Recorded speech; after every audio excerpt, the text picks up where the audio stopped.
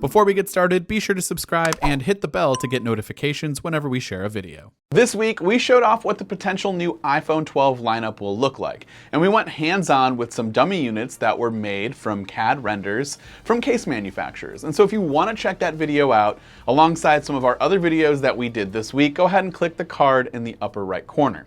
But to give you guys a brief summary, these dummy units confirm the new flat-edge iPad Pro style design that we can expect to see this year. There's also a potential new 5.4-inch iPhone size to go along with two 6.1-inch iPhone 12s and a 6.7-inch iPhone 12 Pro Max. Now, that new 5.4-inch iPhone will line up somewhere between the original iPhone SE from back in 2016 and the new 2020 iPhone SE, but of course it carries a larger display than both of those devices due to the removal of the top and bottom chins and the removal of the home button altogether. So basically it's going to look like one of the current premium iPhones with Face ID.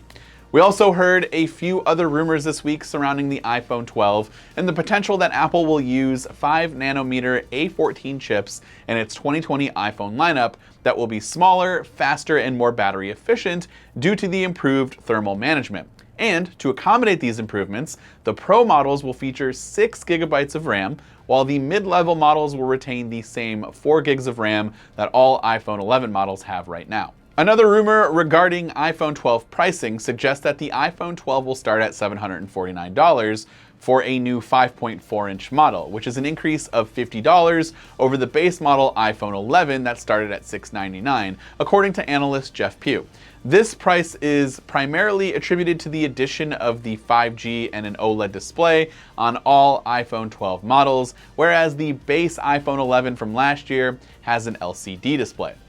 This news also comes despite many rumors a few weeks ago indicating that Apple will not include earpods or a wall charger with the iPhone 12 models.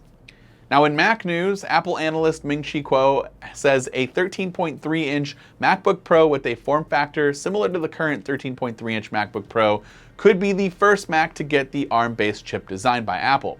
In March, Kuo predicted this new MacBook Pro will launch late in 2020 or early 2021. Kuo also said he expects the Apple Silicon 13.3-inch MacBook Pro to go into mass production in the fourth quarter of this year.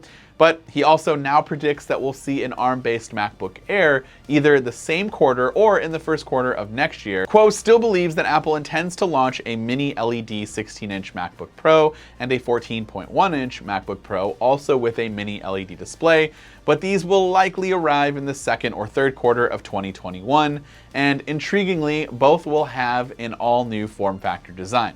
Apple also confirms that these new ARM-based Macs will support Thunderbolt USB-C standard, which is always good news. Speaking of Thunderbolt and kicking off our quick headline section of this video, Intel has released some new information regarding the new Thunderbolt 4 standard that is coming later this year. And while Thunderbolt 4 won't necessarily deliver any increase over the maximum 40 GB per second available on Thunderbolt 3, there are some notable improvements such as universal cables up to 2 meters long without needing to resort to active cables that omit support for slower USB standards, and the ability to support docks and other accessories with up to 4 Thunderbolt 4 ports, so 1 upstream and 3 downstream, and of course much more going on with Thunderbolt 4.